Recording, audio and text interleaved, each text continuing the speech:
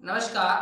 हमारा जो प्रश्न है वो इस प्रकार से है कि 10 ml एक गैसीय हाइड्रोकार्बन को 70 ml ऑक्सीजन के साथ मिलाकर विस्फोट कराया गया। ठीक है, विस्फोट के बाद आयतन 55 ml था। जब यह कास्टिक घोल के साथ अभिक्रिया करता है तो आयतन में कमी 20 ml हो जाती है। सभी आयतन एसटीपी पर मापे गए हैं।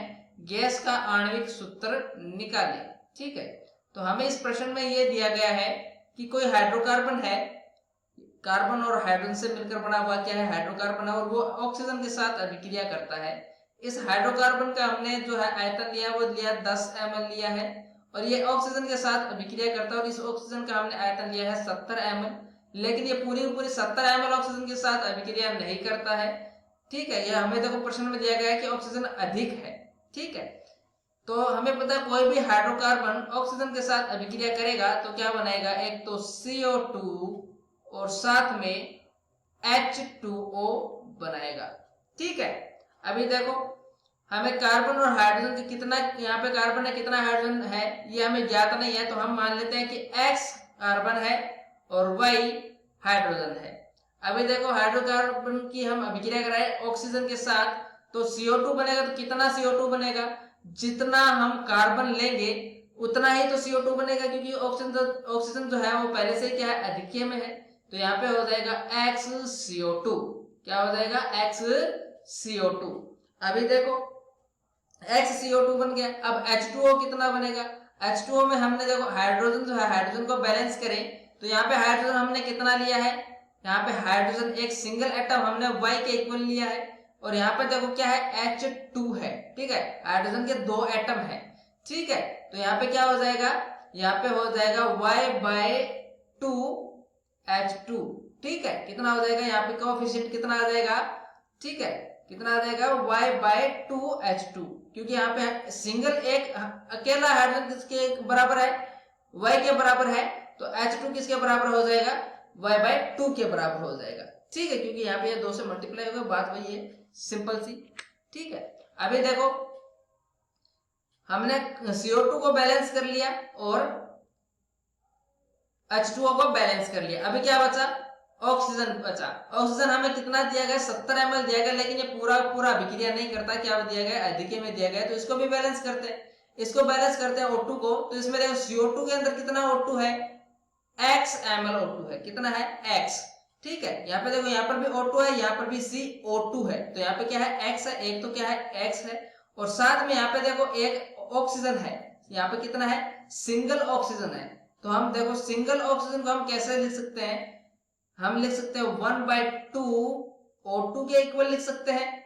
ठीक है, और यहाँ पे क्या कितना ऑक्सीजन कितना है, यहाँ पे ऑक्सीजन है Y/2, और ऑक्सीजन को हम कैसे लिख सकते हैं, 1/2 के O2 के इक्वल लिख सकते हैं, तो Y/2/2 O2।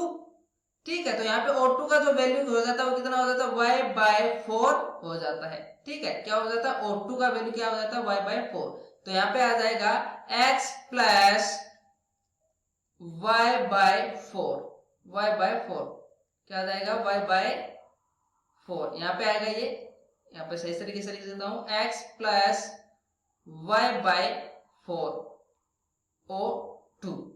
ठीक है, अभी देखो यहाँ पे हमें प्रश्न में यह दिया गया कि ये गैस से हाइड्रोकार्बन वो हम कितना ले रहे हैं, 10 ml ले रहे हैं, कितना ले रहे हैं, 10 ml।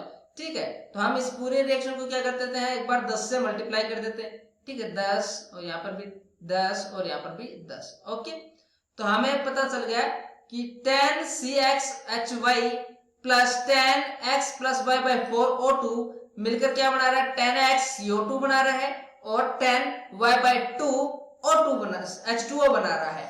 ठीक है, अभी देखो आगे प्रश्न में हम बढ़ते हैं कि विस्फोट के बाद आयतन कितना था, 55 ml था। ये हमने अभिक्रिया क्या कर लिया, संतुलित कर ली है। ठीक है, विस्फोट के बाद आयतन कितना था, 55 ml था। यह कास्टिक घोल के साथ अभिक्रिया करता है तो आयतन में कमी कितनी हो जाती है, 20 ml की कमी हो जाती है। अब कास्टिक सोडा जो है, कास्टिक घोल जो है, कास्टिक घोल जो है ये क्या करता है, केवल CO2 को क्या कर लेता है, अवशोषित कर लेता है।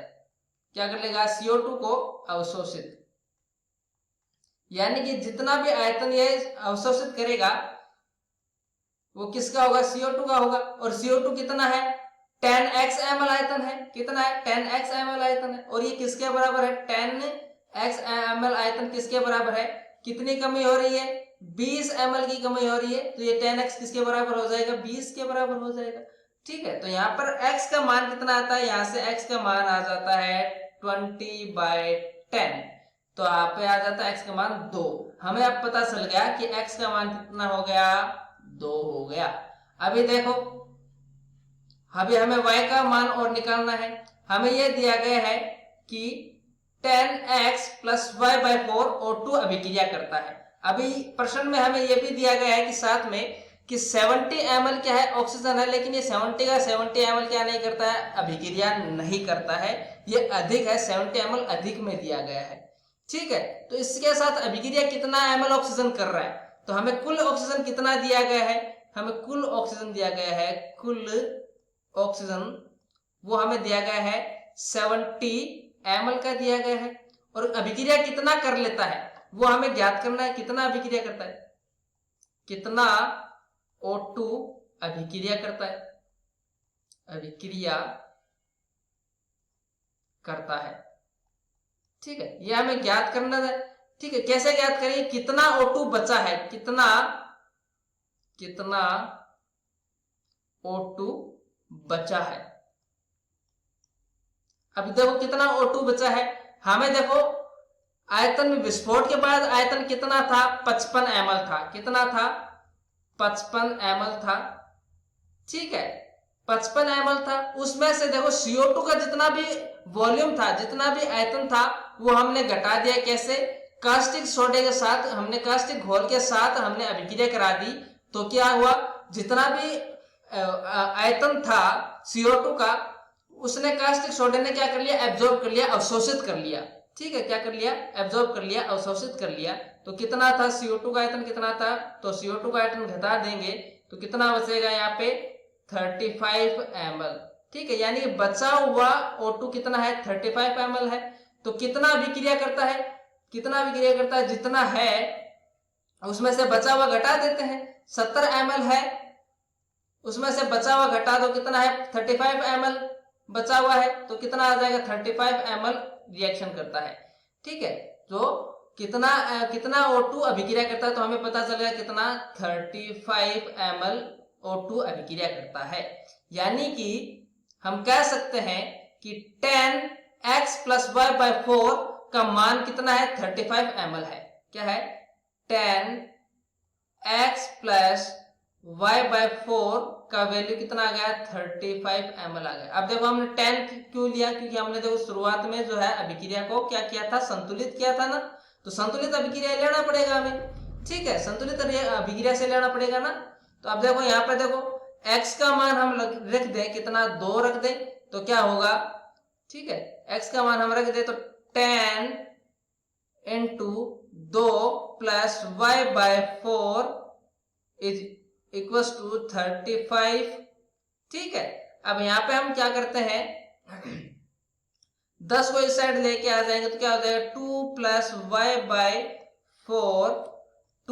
y/4 बराबर 35 या फिर 3.5 मान लेते, 3.5 हो गया यहाँ पे। ठीक है, क्या हो गया, 3.5। अभी देखो क्या हो जाएगा, हम 2 को इस साइड में लेके आएंगे तो क्या हो जाएगा, y/4 = 3.5 - 2, क्योंकि यहाँ पर प्लस का इस साइड आके क्या हो जाएगा, माइनस का हो जाएगा। ठीक है, तो y = क्या हो जाएगा, यहाँ पे देखो कितना बचेगा, 1.5 बचेगा। अब y 4 को इस साइड में भेज देंगे तो इंटू 4 हो जाएगा।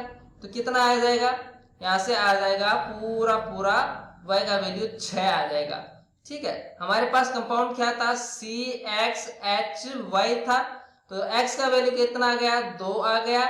H का वैल्यू कितना आ गया, 6 आ गया। तो हमें दिया हुआ गैसीय कार्बनिक पदार्थ क्या है, C2H6 है। ठीक है, क्या है, एथेन है, एथेन। और हमें पता है एथेन क्या होता है, गैसीय पदार्थ होता है। यही हमें पूछा गया था। धन्यवाद।